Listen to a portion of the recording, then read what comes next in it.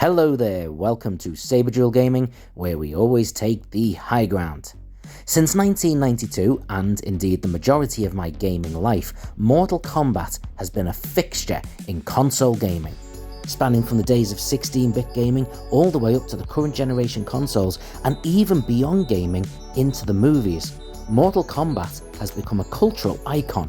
However, following a lengthy stint away from this franchise, it was today's game that brought me back into the fold.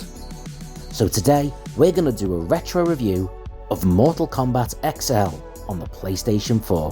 When Mortal Kombat X, or Mortal Kombat 10, was released on the PlayStation 4 back in 2015, the franchise itself had waned somewhat.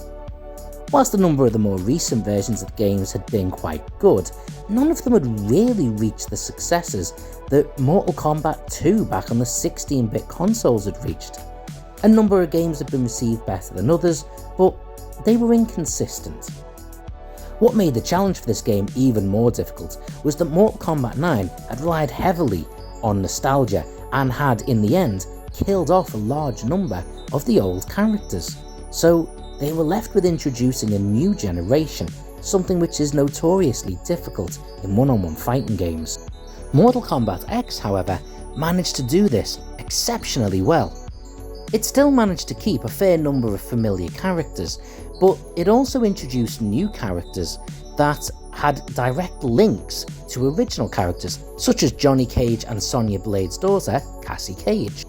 It also capitalised on DLC to a high level, introducing characters like Predator, Jason, Leatherface, and Alien. This was a fantastic addition and really fit in the Mortal Kombat universe. The brutality of these characters matched perfectly with Mortal Kombat genre. However, it was Mortal Kombat XL where this was really tightened up perfectly, with all of these DLC characters as well as a number of skins all added into the game to create the perfect bundle without having to worry about paying additional fees for additional content, something I'm notoriously against. So this brings us to Mortal Kombat XL, the actual gameplay and game modes. Obviously one of the most fun ways to play this, just like any other combat game, is the 2-player mode, but it's the 1-player mode where this game has its depth. If you want to keep it simple, there's Tower mode. From here, you select your character, select which tower you want depending on how difficult you want things to be, and you work through your opponents one by one in a classic Mortal Kombat style. Where this game really excels, however, is in the story mode. And the story for this game takes place around 25 years after its predecessor, although there are flashbacks that kind of fill in the gaps a little bit. I don't want to go too much into the detail of the story because there's kind of spoilers there and I wouldn't want to do that, but the reality is this story mode plays out so well. It's the perfect dumb fun approach. It's set over a variety of chapters, with each chapter focusing on a particular character and a particular situation. From this point, a massive battle usually ensues, with you taking over combat midway through. In each chapter, you normally fight a couple of different opponents and sometimes fight as a couple of different opponents. The story is constantly jumping each chapter from different locations and different situations, so it keeps you entertained and on your toes. It's not going to win any Oscars or awards, but the voice acting's reasonably good, the cutscenes are entertaining, and every now and then you're thrown into your fight, so it keeps you engaged in it really well. None of the chapters go on too long, so you just never have a chance to get bored. And because the next chapter throws you in as a different character, it forces you to sometimes play as characters you wouldn't normally use, which keeps things fresh and sometimes gets you a chance to sample a character for the first time, and who knows, they might turn out to be one of your future favourites. And if you don't like them, who cares? After this chapter, you probably won't have to play as them again anyway. The only minor gripe some people might have is that you can't do fatalities, but that would kinda kill the story, wouldn't it? As well as the one-on-one fighting, there is also a number of quick time events in which you are suddenly thrown into this mini-game with you having to press a particular button at a certain time in order to continue the fight. Again, these aren't going to win any awards, but they play out quite well, certainly better than other ones I've played, such as in the Resident Evil games. And if nothing else, they add a bit of variety. It makes the cinematic that you're seeing feel a bit more interactive.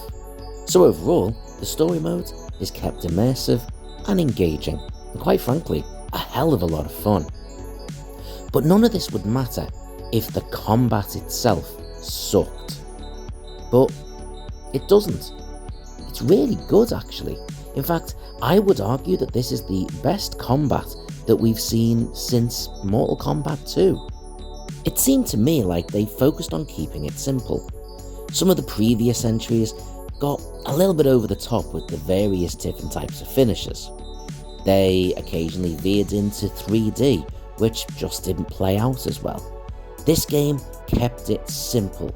Left to right, slightly interactive backgrounds which keep it fun, a host of fatalities, brutalities, and that's about it. It did everything we needed in a Mortal Kombat game, and it focused on doing that really well. I also have to comment that the fatalities in this game were absolutely fantastic. They moved away from the slightly comical ones in the earlier games, or the over-the-top ones that we saw later on. These fatalities are real, brutal, and graphic as hell. They're really exciting, and actually, they're quite simple to do. You can even access the pit fatalities, which was always one of my favourites.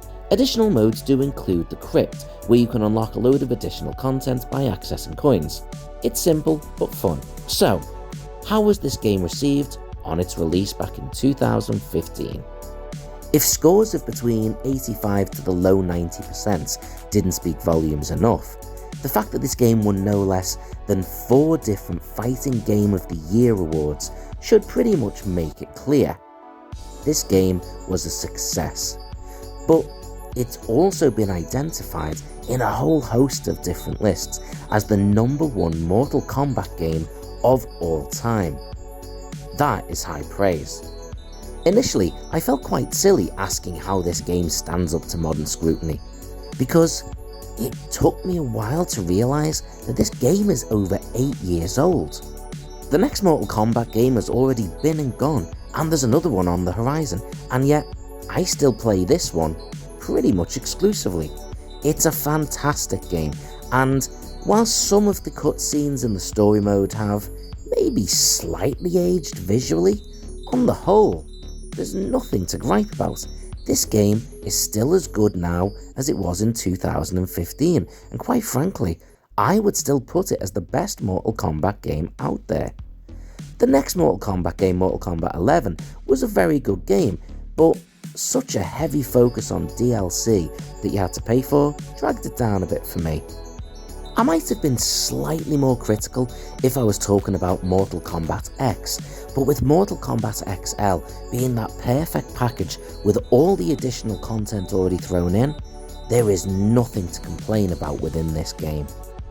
The combat in 1-player or 2-player is fantastic, and there's even options if you want to compete against people around the world, putting yourself in the individual factions you want to represent. They've pretty much thought of everything in this game. With all these games, I can only rate them for the type of game they are, and with Mortal Kombat XL, for a one-on-one fighting game, this is a 9 out of 10. Absolute class. But what's your favourite Mortal Kombat game? If it's a different one, comment below and let me know. And until next time, always take the high ground.